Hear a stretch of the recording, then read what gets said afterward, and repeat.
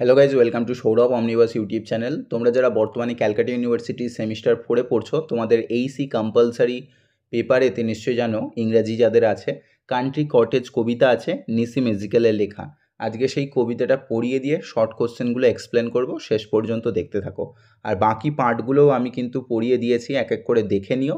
আর short কোশ্চেনগুলো আমি Telegram গ্রুপেতে upload already করে দিয়েছি, গিয়ে কালেক্ট করে নাও, ঠিক আছে? টেলিগ্রামের লিঙ্ক ডেসক্রিপশন বক্সে দেওয়া আছে। দেখো, আগে কবিতাটা পড়িয়ে দিই এবং তার একটা জেস্ট আইডিয়া দিয়ে দিই। এখানে অ্যাকচুয়ালি একটা লিজার্ডকে দেখানো হয়েছে, টিকটিকি বলো বা গিরগিটি বলো, ধূসর কালার বেসিক্যালি। তো সে কি করছে না, অপেক্ষা করছে। কিসের জন্য পেশেন্স ধরে রাখছে? না, তার শিকারের জন্য। তার শিকার এখানে হচ্ছে একটা আরশোলা, তাকে সে খাবে। এর জন্য সে অপেক্ষা করছে, সারা দিন অপেক্ষা করছে, এবং রাত হওয়ার জন্য সে কিন্তু একই স্থানেতে বসে রয়েছে, মুভ করছে না। এবং যখন রাত হচ্ছে, অন্ধকার হয়ে যাচ্ছে, তখন সে তার লক্ষ্য পূরণ করে চলে যাচ্ছে, অর্থাৎ তার ওই স্থানেতে আর এক্সিস্টেন্স দেখতে পাচ্ছে না। এখানে একটা বেসিক্যালি অ্যালিউশন তৈরি করা হয়েছে, বা মানুষের যে স্টোরি, বা একটা বলতে পারো যে কনোটেশন দেয়া হচ্ছে। কিসের কনোটেশন দেখতে পাবো না, মানুষের বেসিক্যালি লাইফস্টাইল বা মানুষের যে থট প্রসেস, তার একটা স্টোরি টেলিং তৈরি করা হলো। নিসি মেজিক্যাল এই ধরনেরই কবিতা, তার কবিতার মধ্যেই অ্যালিগোরিক্যাল এলিমেন্ট দেখতে পাই, এখানেও সেটাই ইউজ করা হয়েছে। কবিতাটা পড়িয়ে দিই, দেখো। Immovable, tense and grey, he taught us patience as he waited for the dark. এবং এখানে আমরা যার বৈশিষ্ট্যগুলো দেখতে পাচ্ছি সেটাই হচ্ছে কিন্তু লিজার্ড। লিজার্ডটা কীরকম? ইমুভেবল, এক স্থানেতে বসে রয়েছে, একটুও মুভ করছে না। টেন্স, দেখলে মনে হয় বিশাল চিন্তিত। অ্যান্ড গ্রে, গায়ের কালার কীরকম? ধূসর কালার। এগুলো কিন্তু শর্ট কোশ্চেন আসতে পারে, ঠিক আছে? গায়ের কালার কীরকম ছিল? Grey colour. গিরগিটিটা বা টিকটিকিটা বলো, কীরকম ছিল? ইমুভেবল, ঠিক আছে? সে কীরকম ছিল? টেন্স। অপশানে থাকলো টেন্সে হ্যাপি, ডিলাইট, এরকম অপশান থাকবে হয়তো, ঠিক আছে? হি টট আস পেশেন্স, সে আমাদের শিক্ষা দিয়েছিল কিভাবে ধৈর্য ধরে রাখা যায়। পেশেন্স মানে ধৈর্য ধরা। সে আমাদের শিক্ষা দিয়েছিল, আমাদের মানে হিউম্যান বিংকে, আমাদের মানুষদেরকে শিক্ষা দিয়েছিল। হি ওয়েটেড ফর দ্য ডার্ক, এবং সে অন্ধকার হওয়ার জন্য অপেক্ষা করছিল। অন্ধকার মানে রাত হওয়ার অপেক্ষা করছিল। রাত হলেই আলো বন্ধ করে দেওয়া হবে ঘরের, এবং গিয়ে তার শিকারটাকে খাবে। From time to time we could not help but glance at him and learn again that. এবং আমরা কি করি? আমরা মানুষদের কিছু বৈশিষ্ট্য বলা হচ্ছে, যে মানুষ কি করে? সাহায্যের অপেক্ষায় বসে থাকে। এখানে কিন্তু তাকে কেউ সাহায্য করেনি। From time to time we could not help, আমরা কখনোই সময়ে সময়ে তাকে গিয়ে সহযোগিতা করিনি। বাট গ্লেন্স, তবে তার দিকে এক ঝলক দেখেছিলাম, তাকিয়েছিলাম। অ্যাট হিম, তার দিকে এক ঝলক যখন দেখেছিলাম, তখন কিছু জেনেছিলাম। And learn again that he was more alive than us, সে কিন্তু আমাদের থেকে অনেক বেশি জীবিত। আমাদের থেকে অনেক বেশি জীবিত মানে তার কাজের জন্য সে অ্যাক্টিভ। এখানে মানুষ যে অলস, মানুষ যে লেজিনেস, সেটাকেই বর্ণনা করা হয়েছে, যে আমাদের থেকে অনেক বেশি জীবিত বলে এটাই বলা হচ্ছে, সে অনেক বেশি অ্যাক্টিভ। আমরা মানুষরা কি হচ্ছে? আমরা ডিঅ্যাক্টিভ হয়ে পড়ছি। এখানে সেই কথাটাই বলা হচ্ছে, সে তার কাজে কিন্তু কনসিস্টেন্ট আছে, তার কাজের জন্য সে শান্ত হয়ে বসে রয়েছে। এবং তারপরে বলা হচ্ছে ইন সাইলেন্ট এনার্জি, নিস্তব্ধে সে কিন্তু তার এনার্জিকে ধরে রেখেছে, সে কিন্তু সময়তে তার এনার্জিটাকে প্রকাশ করবে। Though his aim was only the death of cockroaches, এবং যদিও তার উদ্দেশ্য কি? তার উদ্দেশ্যই হচ্ছে ককরোচগুলোর মৃত্যু, আরশোলাগুলোর মৃত্যু, অর্থাৎ আরশোলাগুলোকে সে খেতে চায়। When we awake the next, এবং যখন আমরা পরের দিন জেগে উঠলাম, পরের দিন জেগে উঠলাম মানে ঘুম থেকে জেগে উঠলাম, রাত কভার হয়ে গেছে, পরের দিন সকালের কথা বলা হচ্ছে, যে পরের দিন আমরা যখন জেগে উঠলাম পরের দিন মর্নিংয়েতে, তখন কি দেখা যাচ্ছে? Morning we found as we expected that the job, আমরা যেরকম এক্সপেক্ট করেছিলাম সেই মতোই সে তার কাজ করে গেছে। অর্থাৎ আরশোলাগুলোকে খেয়ে নিয়ে সে কিন্তু চলে গেছে, সে অপেক্ষা করেনি।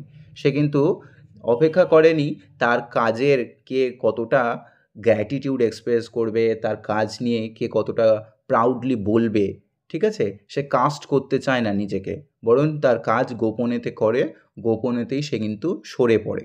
এই ব্যাপারটা বলা হচ্ছে, মানুষের যে কোয়ালিটিস, হিউম্যান কোয়ালিটিসকে, ক্যারেক্টারিস্টিক্সকে অ্যাকচুয়ালি বর্ণনা করা হচ্ছে। এবং সে তার কাজটা কীরকমভাবে করেছে, the job was done clean and complete, সে তার কাজটাকে পুরো পরিষ্কারভাবে পরিপূর্ণভাবে করেছে এবং গায়েব হয়ে গেছে তার কাজ সম্পূর্ণ করে। অ্যান্ড দ্য স্টাউট লিজার্ড গন, এবং সেই বিশাল চেহারার, স্টাউট মানে বেসিক্যালি বড় আকার, স্টাউট সেই বিশাল চেহারার লিজার্ডটা কিন্তু চলে গেছে, গন চিরতরের জন্য চলে গেছে। কেননা তার খাদ্য পূরণ হয়ে গেছে, তার খাদ্য পূরণ হয়ে সে কিন্তু চলে গেছে। এবং একইভাবে আরশোলাগুলোও চলে গেছে। কেন? আরশোলাগুলো তার পেটের মধ্যে চলে গেছে, তাই বলা হচ্ছে লিজার্ড কিন্তু তার কাজ মিটিয়ে চলে গেছে। মানুষ কি করে? মানুষ অন্যের সহযোগিতার জন্য অপেক্ষা করে, বাট এখানে লিজার্ড কিন্তু কারো অপেক্ষার জন্য বসে থাকলো না। এখানে বেসিক্যালি কিছু আমাদের অ্যানালজি তৈরি করা হলো, মানুষের সাথে যে কিছু ক্যারেক্টারিস্টিক্স আমাদের গল্পের বা কবিতার যে মোরাল থাকে, সেই মোরালের মধ্যে অ্যানেকডোটসটা সেটাই তৈরি করা হয়েছে, যে মানুষ যেন তার কাজটাকে পূরণ করে সে অপেক্ষা না করে, সাকসেস পেয়ে যাওয়ার পরে যেন সে পরিশ্রম না ছেড়ে দেয়, সেই কথাটাই বলা হচ্ছে। ঠিক আছে? আচ্ছা, তাহলে এখানে শর্ট কোশ্চেন দেখো, what is the central subject of the poem? তাহলে কি? আ লিজার্ড হান্টিং ককরোচেস। এখানে অ্যাকচুয়াল কবিতার দুটো মিনিং থাকে, আউটার মিনিং, একটা ইনার মিনিং থাকে। এটা আউটার মিনিংটাই চেয়েছে। অপশান পড়লে কিন্তু বুঝতে পারবে, অপশানগুলো সেই মতো থাকবে। এই শর্ট কোশ্চেনগুলো টেলিগ্রামেতে গিয়ে নিয়ে নেবে, সকলে গিয়ে কালেক্ট করে নিও। আর যদি কেউ সেমিস্টার 5-এ আমার কাছে ইংলিশ অনার্স পড়তে চাও, বা ইংলিশ জেনারেল যদি কারো সাবজেক্ট থাকে, বা ইংলিশের যদি কেউ নোটসও নিতে চাও, সেই ক্ষেত্রে নিচে হোয়াটসঅ্যাপ নাম্বারে হোয়াটসঅ্যাপ করতে পারো। ঠিক আছে? ডেসক্রিপশনে ডিটেলস দেওয়া আছে। পরের question, what qualities does the Lizaad display according to the poem? এখানে তার কি কি বৈশিষ্ট্য আমরা দেখতে পেলাম? পেশেন্স, সাইলেন্ট এনার্জি, নিস্তব্ধভাবে তার এনার্জিকে সংগ্রহ করে রেখেছে, সে প্যানিক হচ্ছে না, সে হুটোপুটি করে তাড়াহুড়ো করে ভুল করছে না, সে পেশেন্স। বুঝতে পারছো? ইউনিস ডিসুজেরও একটা কবিতা আছে, তোমার অ্যাডভাইস টু উইমেন, সেখানেও এই ধরনের মন্তব্য করা হয়েছে। Keep cats if you want to learn to cope with the otherness of lovers, otherness is not always neglect, cat return to their little trace when they need to, এইভাবে বলা হয়েছে। আচ্ছা, পরের কোশ্চেনটা, the phase he was more alive than us, এটার মধ্যে কি suggest করা হচ্ছে? এটার মধ্যে দিয়ে basically sharper sense and focus, যে সে তার কাজ সম্পর্কে কিন্তু সচেতন, ফোকাস আছে, এটাই বলা হচ্ছে। পরে the poem implies that the lizard aim, এখানে লিজার্ড আর এম বলে কি বোঝানো হয়েছে? টু হান্ট ফর ফুড, শিকারের জন্য, বেসিক্যালি খাদ্যের জন্য শিকার করা, এটাকে বোঝানো হয়েছে।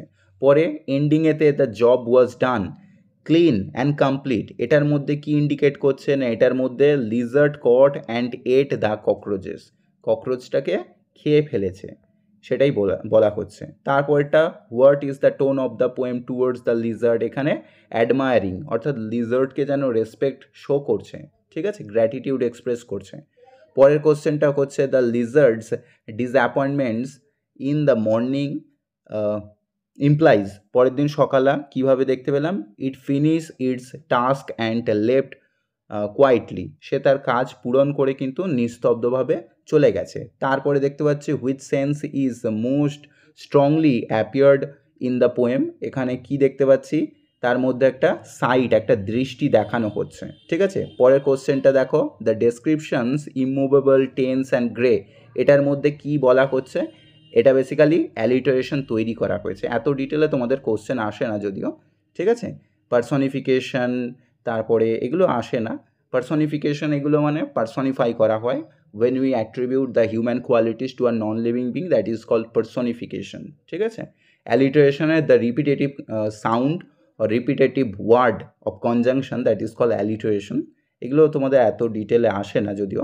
আচ্ছা, তারপরে সাইলেন্ট এনার্জি বলে লিজার্ডে কি রেফার করা হচ্ছে? It steel body but alert mind. ঠিক আছে?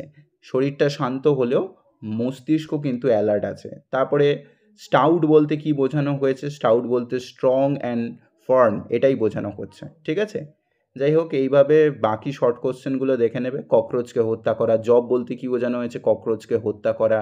লিজার্ডের হান্টিংটাকে এখানে পেশেন্স আর তার মধ্যে প্রিসাইজ আকারে কাজ করার মানসিকতা, এটাই বোঝানো হয়েছে। এখানে মানুষের লেজিনেসকে বোঝানো হয়েছে। আশা করি সকলে বুঝতে পেরেছ যে হি was more alive than us, এটার মধ্যে human were lazy compare to lizards focus, মানুষের লেজিনেসটাকে বর্ণনা করার জন্য এখানে বোঝানো হয়েছে। তারপরে main theme of the poem, main থিমটা কি, কবিতার মেন থিমটা আমরা দেখতে পাচ্ছি learning from animals, patience and precision, এবং মানুষ কিভাবে পশু পাখিদের থেকে শিখতে পারে সেই বিষয়টা দেওয়া হয়েছে। ক্লিন অ্যান্ড কমপ্লিট বলে কি বোঝানো হয়েছে, লিজার্ডের এফিসিয়েন্সিকে বোঝানো হয়েছে।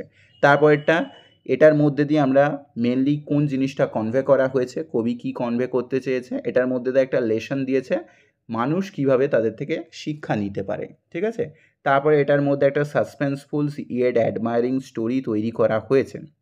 তারপরে কোন মুমেন্টকে বর্ণনা করা হয়েছে, প্রাইমারিলি নাইট মুমেন্টকে বর্ণনা করা হয়েছে। তারপরে বলেছে পোয়েটের অ্যাটিটিউড কীরকম ছিল, লিজার্ডের প্রতি একটা অ্যাডমিরেশন তৈরি করা হয়েছিল। তারপর ডার্ক বলতে এখানে কোন ফাংশন তৈরি করা হচ্ছে, সেটিং, যেই সেটিংয়েতে শিকার করা হচ্ছে। ঠিক আছে, তারপরে আমরা লিজার্ডের থেকে কি শিখতে পারি, পেশেন্স রাখা শিখতে পারি। তারপরে এখানে হাইপারবোল মানে বেসিক্যালি বাড়িয়ে চাড়িয়ে বলা। ঠিক আছে, যখন এক্সট্রা এক্সজেজারেট করা হয় দ্যাট ইজ কল হাইপারবোল, এটা তোমাদের এতটাও আসবে না। তারপরে কবিতার মধ্যে স্ট্রাকচার কি ফলো করা হয়েছে, ন্যারেটিভ প্রোগ্রেশন দেখতে পেয়েছি, অবজারভেশন দেখতে পেয়েছি কনক্লুশনের মধ্যে। ঠিক আছে, মেন কন্ট্রাস্ট কি হয়েছে কবিতার মধ্যে বিটুইন হিউম্যান অ্যান্ড লিজার্ড, মানুষ আর লিজার্ডের মধ্যে পার্থক্য তৈরি করা হয়েছে। ঠিক আছে, প্র্যাকটিক্যাল সার্ভাইভাল ড্রিভেন এখানে কবিতার এম রূপে দেখানো হয়েছে। তারপরে সাইলেন্ট এনার্জির মধ্যে দিয়ে বেসিক্যালি একটা প্যারাডক্স তৈরি করা হয়েছে। এগুলো তোমাদের এতটাও প্যারাডক্স বা ফিগার অফ স্পিচ এগুলো আসে না।